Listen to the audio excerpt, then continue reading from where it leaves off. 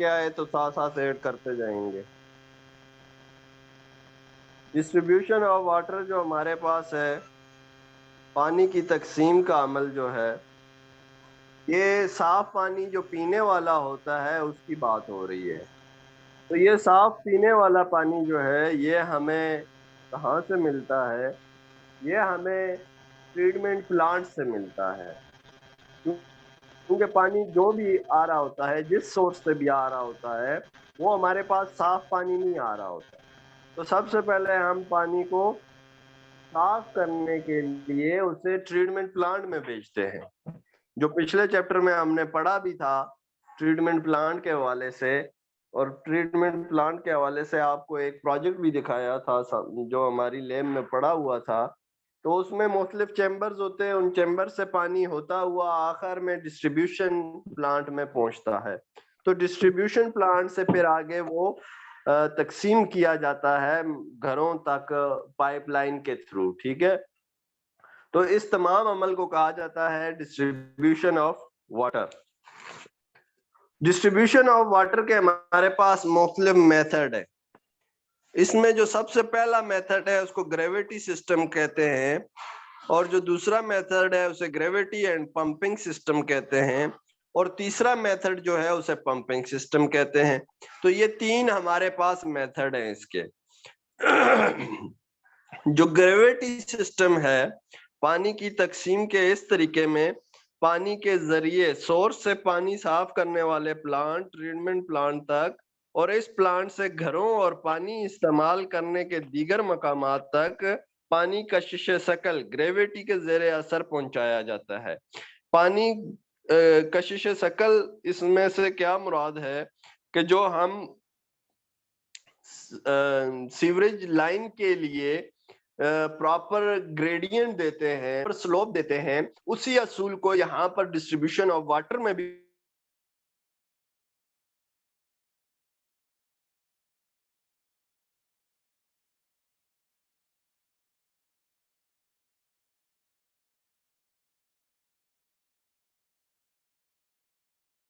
ہے.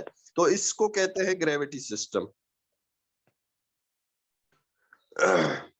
جو گریویٹی اور پمپنگ سسٹم ہے، اس سسٹم میں پانی صاف کرنے والا پلانٹ آبادی کے لیول سے ذرا بلندی پر تعمیر کیا جاتا ہے. صاف شدہ پانی آبادی کو سپلائی کرنے کے لیے پائپ میں پریشر بڑھانے کے لیے نسبتاً اونچی جگہ پر پانی کی ٹینکی ایلیویٹڈ ٹینک تعمیر کی جاتی ہے.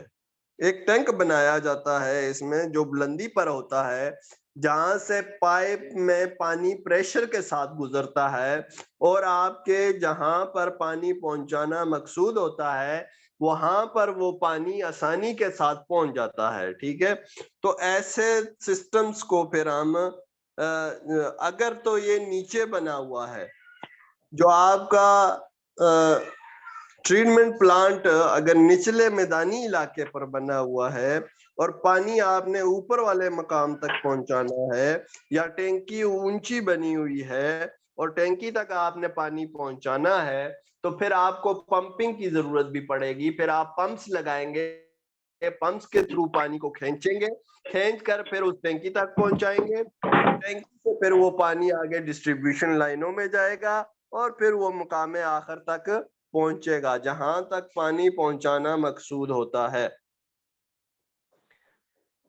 تو اس سسٹم میں ہمارے پاس اسی لیے گریویٹی والا سسٹم بھی پایا جاتا ہے اور پمپنگ بھی کی جاتی ہے، کیونکہ ٹینکی میں پانی پہنچانا مقصود ہوتا ہے.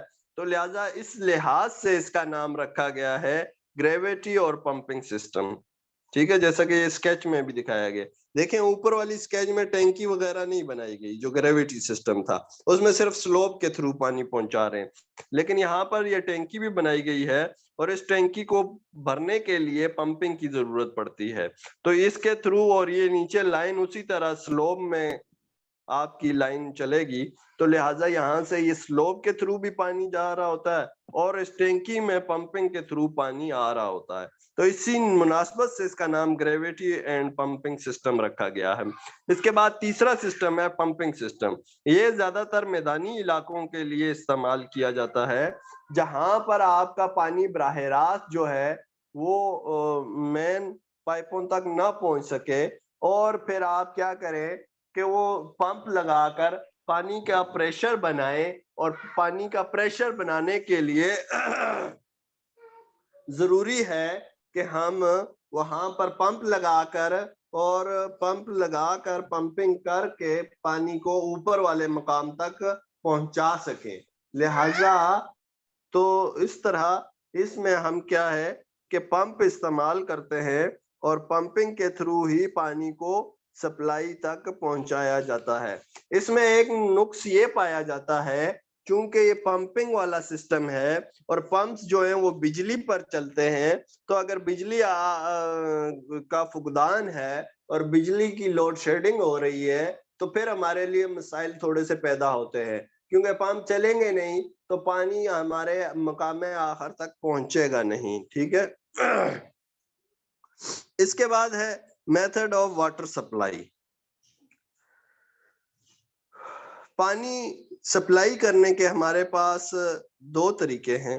ایک کو کہتے ہیں کنٹینیوس سپلائی اور ایک کو کہتے ہیں انٹرمیڈین سپلائی. مسلسل سپلائی اور وقفے وقفے سے سپلائی. دو طرح سے سپلائی ہوتی ہے. ایک سپلائی کا وہ طریقہ ہے جس میں ہم 24 گھنٹے جو ہے وہ پانی سپلائی کر رہے ہوتے ہیں, آبادی کو پہنچا رہے ہوتے ہیں.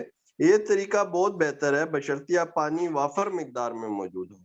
یہ طریقہ بہتر ہے لیکن اس کے لیے ضروری کیا ہے کہ پانی ہمارے پاس کافی مقدار میں ہو. ٹھیک ہے. اس طریقے کو بہت پسند کیا جاتا ہے مگر اس طریقے میں لوگ پانی ضائع زیادہ کرتے ہیں. لوگوں کو پانی ضائع کرنے کی عادت کو روکنے کے لیے میٹر لگا دیے جاتے ہیں جس سے لوگوں میں پانی کی بچت کا احساس ہوتا ہے کیونکہ اس طرح لوگوں کو صرف استعمال شدہ پانی کی قیمت ادا کرنا پڑتی ہے. اب صاف ظاہری بات ہے اگر میٹر وغیرہ پاکستان میں تو کم ہی لگے ہوئے ہیں, پاکستان میں تو میٹروں کا اتنا کنسپٹ فی الحال ہے نہیں, لیکن جہاں پر پانی کا میٹر والا سسٹم ہے وہاں پر لوگ پھر بڑی احتیاط کے ساتھ پانی استعمال کرتے ہیں کہ پانی جتنا استعمال کریں گے اتنا ہی اس پر چارج ہوگا اور اتنی ہی پیمنٹ دینی پڑے گی. تو لہذا پانی کا پھر وہ اسی حساب سے مناسبت سے پانی استعمال کرتے ہیں. ٹھیک ہے.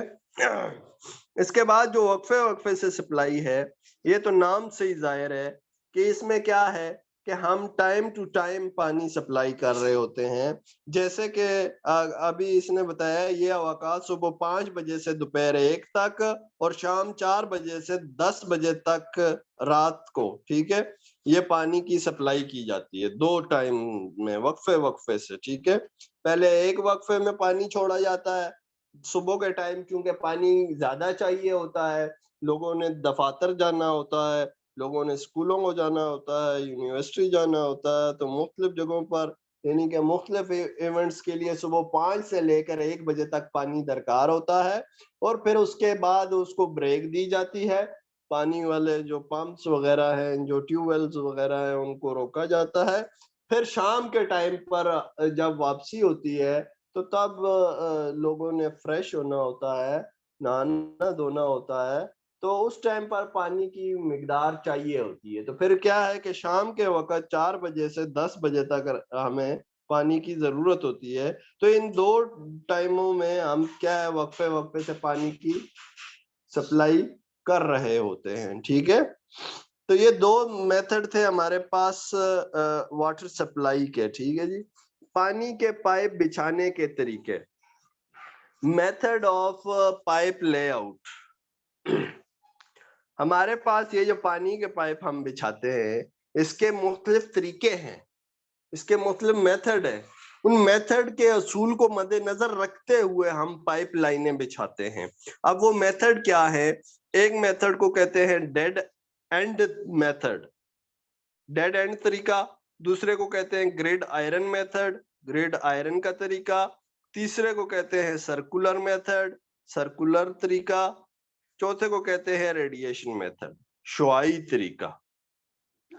Dead end method, dead end method ایک ایسا میتھڈ ہوتا ہے، اس طریقے کو ٹری میتھڈ بھی کہا جاتا ہے۔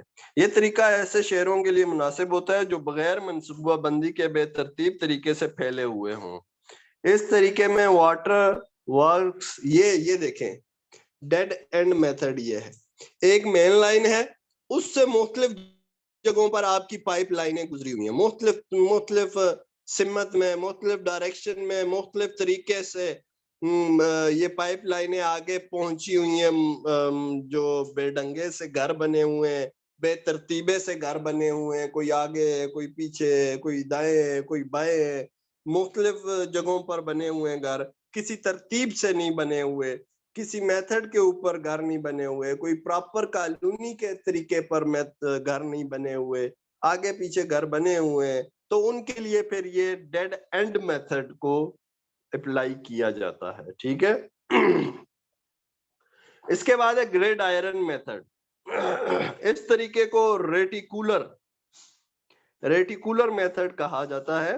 اس طریقے میں سب مین پائپ اور برانچ پائپ آپس میں ملا دیے جاتے ہیں، اس طرح اس سسٹم میں کوئی بھی بند کنارہ ڈیڈ اینڈ نہیں ہوتا۔ یہ سسٹم باقاعدہ ڈیزائن شدہ شہروں کے لیے مناسب ہوتا ہے۔ جو گریڈ آئرن میتھڈ ہے یہ پراپر جو ہے، جو آپ کے ڈیولپ شہر ہوتے ہیں، جو ڈیولپ سٹی بنی ہوئی ہوتی ہیں، پراپر ایک اصول کے مطابق بنی ہوئی ہوتی ہیں، ان کے لیے یہ والا گریڈ آئرن میتھڈ اپلائی ہوتا ہے۔ اس میں پراپر مین لائنیں اور سب مین لائنیں بچھائی جاتی ہیں اور پھر ان سے مختلف لائنوں میں پانی پہنچایا جاتا ہے۔ چونکہ یہ لائن وائز کالونی بنی ہوئی ہوتی ہے، گلی وائز کالونی بنی ہوئی ہوتی ہے، گلی نمبر 1 2 3 4 اس طرح گلیاں بنی ہوئی ہیں، ٹھیک ہے، اس طرح بھی اور اس طرح بھی، گلی نمبر 1 2 3 4، تو